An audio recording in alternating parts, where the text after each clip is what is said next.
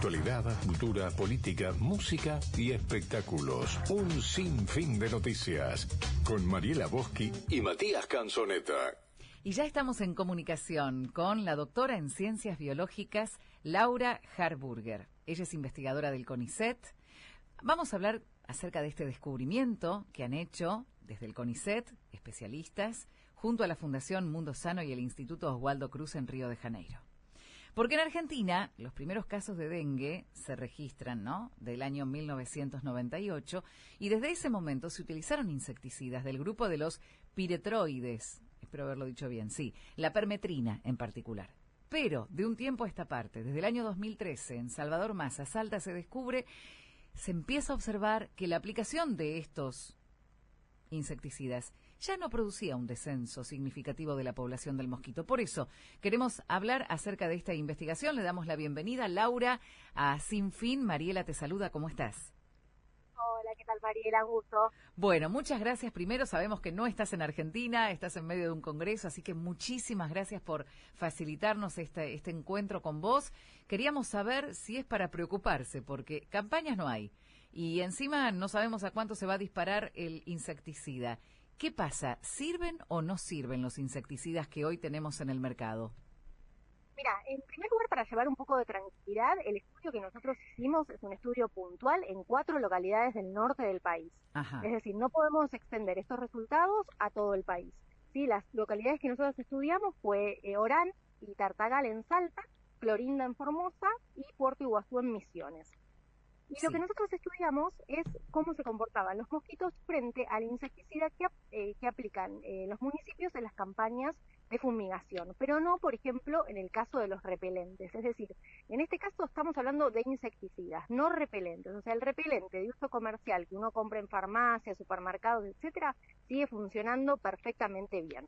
Entonces, eso sigue siendo una estrategia de protección para evitar la picadura del mosquito. Eso para llevar un poco de tranquilidad, porque hubo confusión entre el término repelencia e insecticida. ¿Sí? Sí. El repelente lo que hace es evitar que el mosquito nos pique. En cambio, acá estamos hablando de los insecticidas, como bien nombraste vos, piretroides, que se utilizan en las campañas de fumigación. ¿Sí? Entonces, eso por un lado. Por otro lado, bueno, lo que nosotros hicimos en colaboración con las instituciones que mencionabas es recolectar huevos de estas localidades, llevarlos a nuestro laboratorio en Buenos Aires y criarlos hasta que alcancen el estado de adulto. Y ahí lo que investigamos fue ver cómo se comportaba frente a este insecticida que se llama permetrina. Y lo que observamos es que son 10 veces más resistentes al insecticida. Es decir, se necesita usar 10 veces más insecticida para poder controlar estas poblaciones que una población normal de mosquitos, ¿sí? Esto pasa con otros, ¿no? Con otros, no sé, con parásitos. Me acuerdo de los piojos que decían que se habían vuelto como más resistentes a lo que había en el mercado. Entonces que había que tratar de no aplicar tanto medicamentos, sino, no sé, hacer un control más de pasar peine fino y mantener ese tipo de prácticas, ¿no? Esto suele pasar, es común que pase que ante un insecticida, encontremos esta resistencia, esta evolución. Es un fenómeno bastante común, porque lo que sucede en general en cualquier población de insectos siempre va a haber algunos que son resistentes a los insecticidas. Pero ¿qué sucede? Están en una bajísima proporción.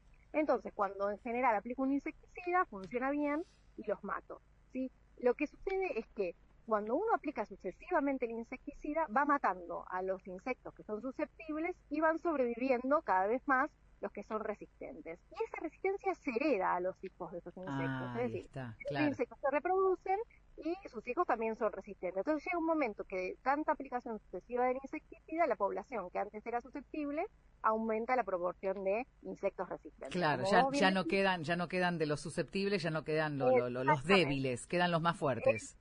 Exactamente, es como vendría a ser que uno aprendió en el colegio la selección natural de Darwin, pero selección artificial a través del uso de insecticidas, ¿sí? Bueno. Es exactamente el mismo fenómeno.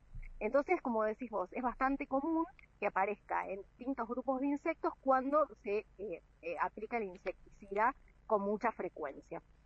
Lo que nosotros estudiamos en particular es, después de ver que eran tan resistentes, estudiar qué era lo que estaba pasando, por qué eran tan resistentes.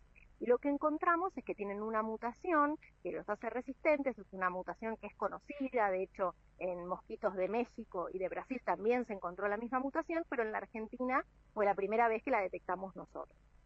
Pero bueno, por suerte encontramos otro insecticida alternativo que funciona de otra manera, no igual que los piretroides, sino que tiene otro modo de acción, y que por suerte estas 4 poblaciones resultaron susceptibles a ese insecticida. Bueno. Es decir, todos los mosquitos que trataron se pueden controlar con este otro insecticida. O sea que sería esto para los sectores que hay que fumigar, no es para el repelente, reiteremos eso, ¿no? No es para el repelente que uno compra, ya sea en crema o aerosol, en la farmacia, en el supermercado, sino que estos son para ese líquido que se utiliza con esas máquinas donde salen a fumigar, por ejemplo, un campo o una zona urbana, cuando fumigan en las plazas o en las casas, ¿no? Exactamente, este insecticida al cual hay resistencia es de uso exclusivo en salud pública, es decir, solamente lo pueden adquirir municipios o estados provinciales, ¿sí? No es que está de venta libre al público. Entonces, bueno, en ese sentido ya no depende de la población la actividad que hagan en cuanto a fumigación, ¿no? Y como decís vos, llevar tranquilidad porque los repelentes siguen funcionando perfectamente bien.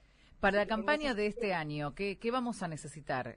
Los mismos, porque uno dice, bueno, ya lo conocemos. Bueno, hay gente que por ahí no conoce cuáles son el vector, ya sabemos que es el mosquito, pero ¿cómo hacer para que no pongan huevos? Bueno, el tema del descacharrar, el tema de no tener recipientes con agua, eso sigue estando como la medida preventiva más básica, ¿no?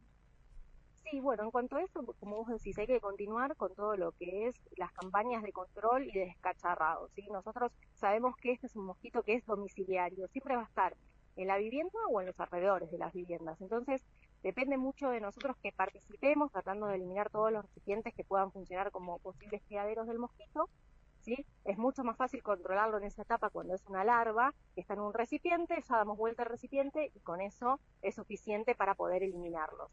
¿Sí? Entonces, eso hay que continuar haciendo ese tipo de actividades porque es la actividad que nosotros podemos hacer desde nuestro punto como comunidad.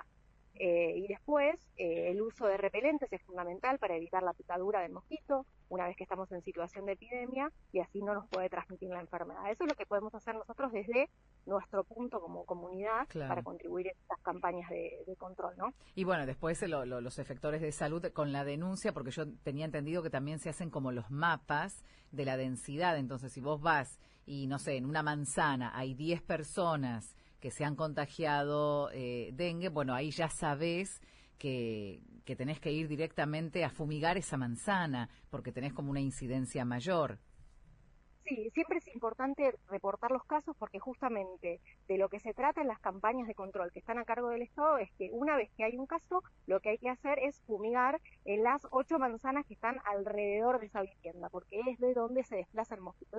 Este es un mosquito que vuela muy poco, unos 100 metros aproximadamente. Entonces, si tiene refugio y alimento, no se va a desplazar demasiado. Entonces, una vez que se detecta un caso, si hay que denunciarlo, hay que avisar a los efectores de salud, que son los encargados de realizar las campañas de fumigación, justamente. Pero bueno, hay que recordar que el insecticida está justamente reservado solamente para casos de brote, es decir, no es una medida preventiva.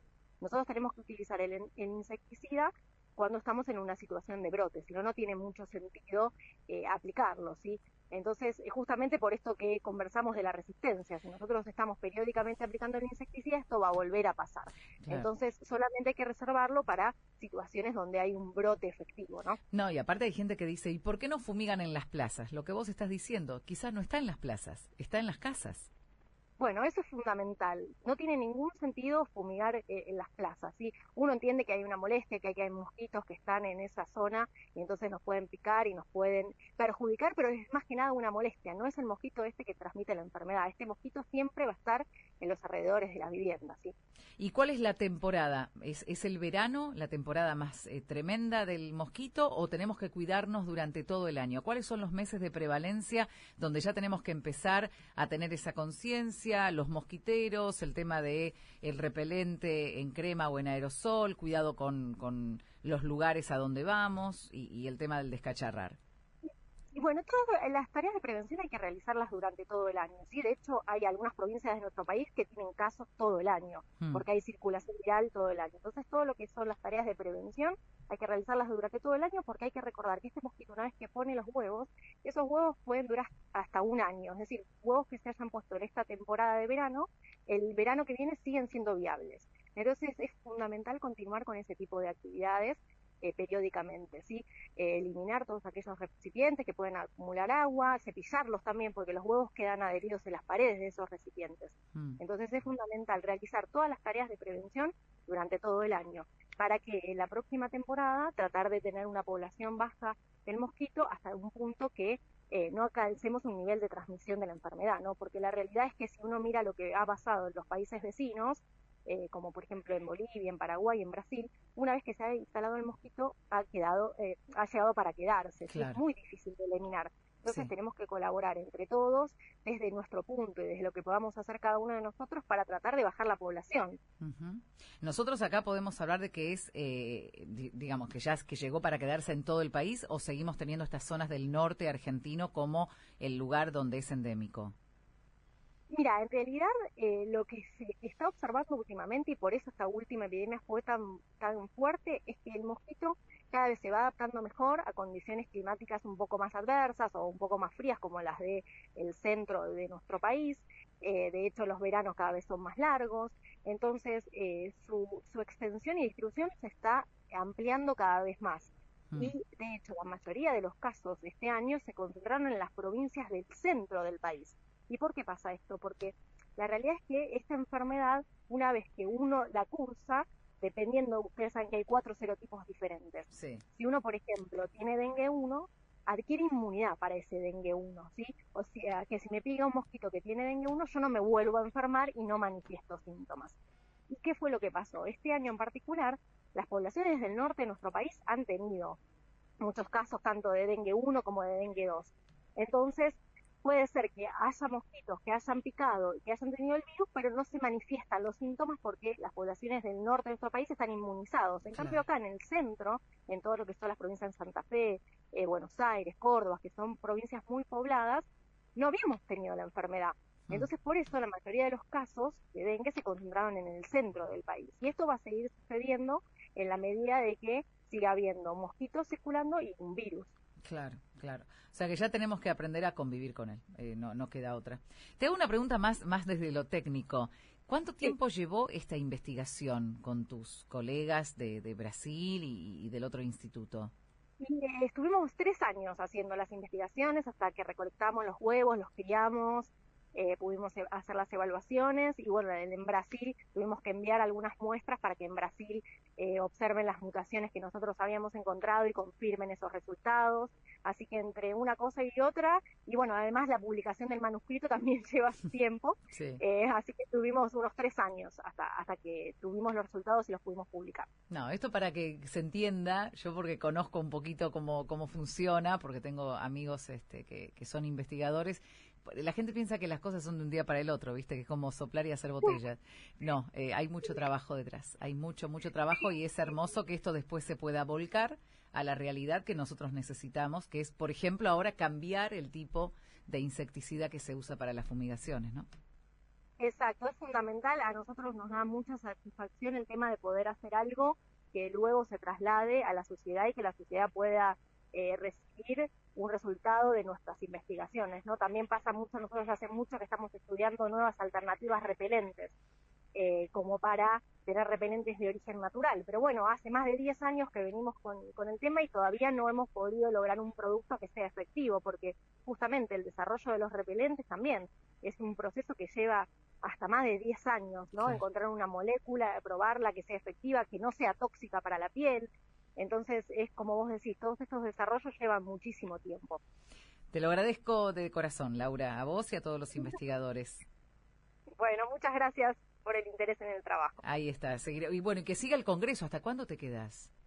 No, ya estoy volviendo, hoy ya me estoy volviendo. Bueno, un abrazo entonces y que siga la ciencia argentina dando vueltas y dando estas satisfacciones acá al país y al mundo también. Un abrazo, Laura. Bueno, muchas Muchas gracias, hasta luego. Era Laura Harburger, doctora en Ciencias Biológicas, investigadora del CONICET, por este descubrimiento, esta mutación genética. Me quedo con esto.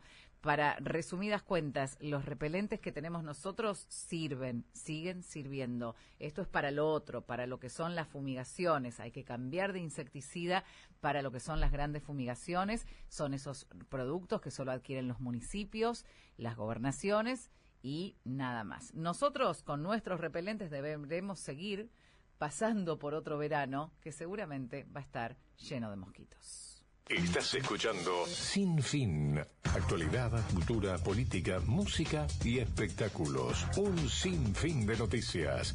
Con Mariela Boschi y Matías Canzoneta. Con Mariela Boschi y Matías Canzoneta. Con Mariela Boschi